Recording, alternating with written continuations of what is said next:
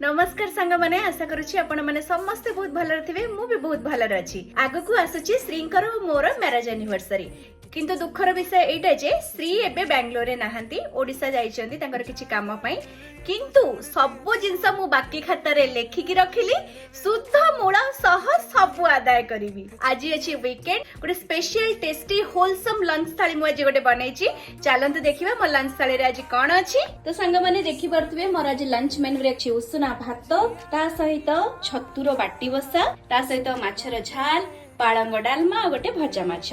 तो सांग माने आपण मन तो देखिले आज मोर लंच थाली पूरा कंप्लीट होलसम थाली गोटे अछि। मु तो चलेली मोर लंच एन्जॉय करिवा पई पुणी आपण मानक साथ देखा हो नेक्स्ट वीडियो रे। सेते पर्यंत जल्दी जल्दी जाई मते समस्त कमेंट करंतु श्रींकर मोर एनिवर्सरी केबे पडुची आउ आजिर जो रेसिपी सब मु बनैछि ता पई ऑलरेडी मु गोटे फुल वीडियो बनै देछि जोटा कि मु जल्दी आपण मानक पई शेयर कर देबी। Bye bye, thank you.